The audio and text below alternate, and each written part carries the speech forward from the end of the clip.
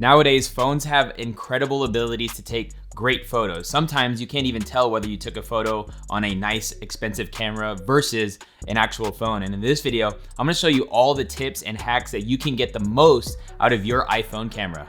Let's go. You gotta just press record. Hey, what's up? It's omareltakrori with Think Media, helping you build your influence with online video. And on this channel, sometimes we do tech gear reviews, other times we do tip videos, just like this one. So if you're new here, consider subscribing. I think we can all agree that the quality of images you can get out of your phone has really gone up, and you can actually bypass having a real camera nowadays. And honestly, me having a real camera, I would say I still take a ton of photos with my phone because it's easily accessible.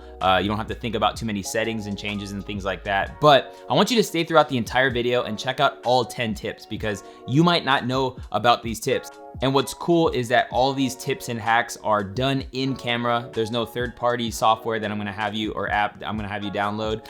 So keep it locked. Let's get into the first tip. The first tip is focus. Simply by tapping on what you wanna focus on, the iPhone will then adjust its focus settings. And so you just wanna tap on whether it's a face or an object to nail down your focus. Now, when you tap focus, you will notice a sun appear next to the box that's showing you what's in focus. And that leads me into tip number 2, and that is setting your exposure. Once you see the sun and you want to adjust the exposure, you could bring the sun down to darken your image or bring it up to brighten your image. I found this is very helpful because many times the auto exposure that the iPhone does already is usually incorrect. So you can really get control over your shot's exposure by dragging the sun up or down based on how you want your shot to be exposed. The next tip is changing your aspect ratio. The iPhone comes with a lot of preloaded settings and you can adjust them as you need. And aspect ratios are simply the size and shape of your image. And the iPhone actually offers 3 different kinds. When you're in photo mode, simply swiping up from the middle of the screen will unlock all your photos settings. Then you can tap where it says 4:3 and see the 3 aspect ratios it offers you. You can actually take photos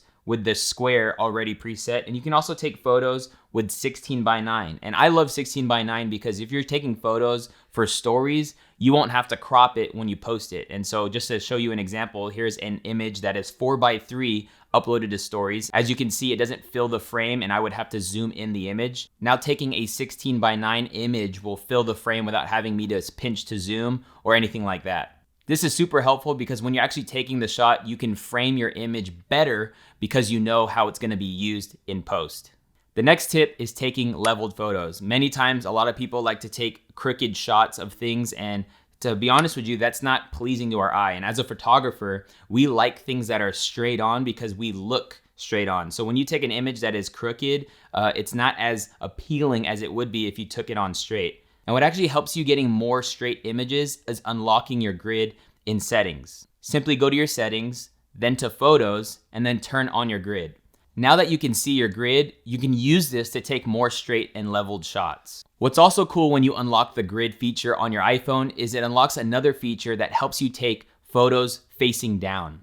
And so when you put your phone facing down, you'll notice a plus sign or like a cross show up in the middle of the screen. And it actually will help you take a perfect straight down photo. So if you're doing flat lays, or if you're taking photos of your outfit from the top bottom or anything like that, you can take a straight down photo without having to have an angle, which again goes back to the whole tip about having leveled photos and things like that. The next tip is live mode. And simply what live mode is it kind of takes a very short video instead of a picture when you take a picture. If you're fond, like me, to take a ton of photos when you're really trying to grab one photo, then this feature might help because it allows you to choose within that time frame what you want your photo to be. So if you took a picture of someone and they blinked, you can move it to a moment right before or after they blinked.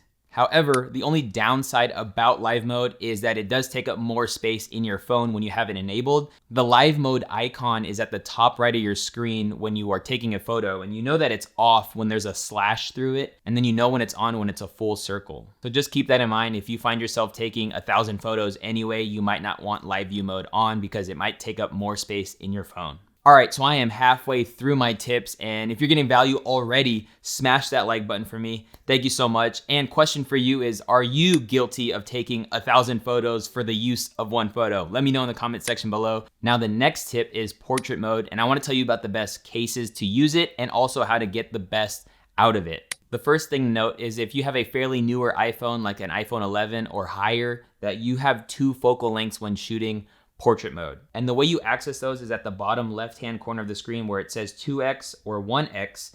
1x is a little bit more further and 2x is a little bit more zoomed in. Use at your discretion.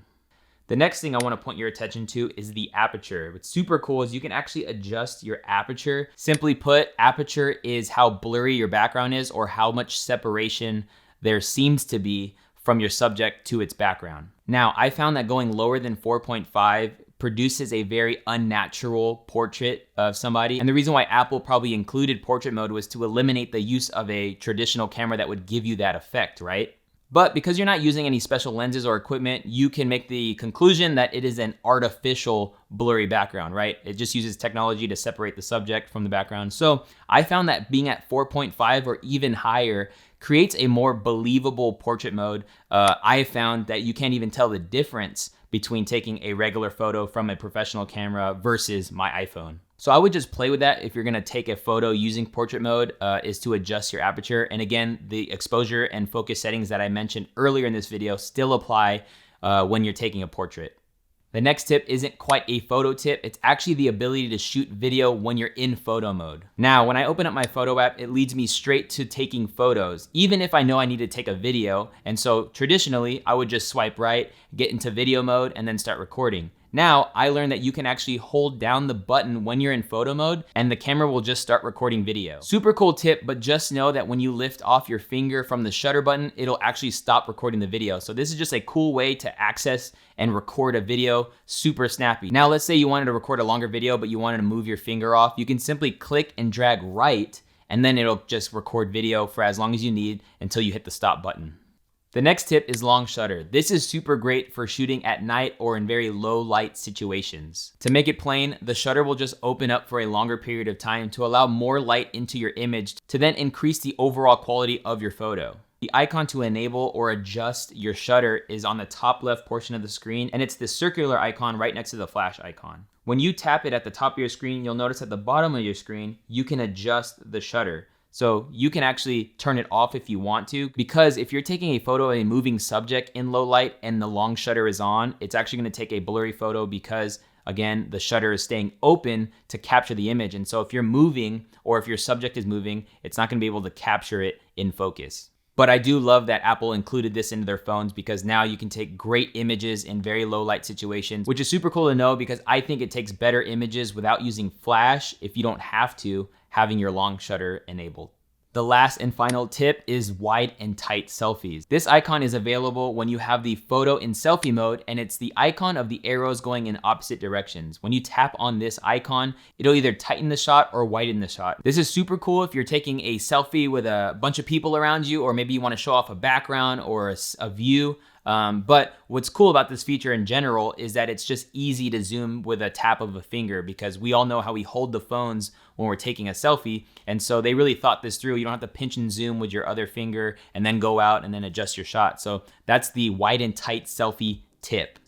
All right, so those are my 10 iPhone photography tips and hacks. And I wanna point your direction to a video that we actually did on how to create YouTube videos using your phone. And it goes all the way from shooting to editing to taking your thumbnail and then to posting onto YouTube. You can check out that video by clicking or tapping the screen, and I hope to see you in another video. Peace.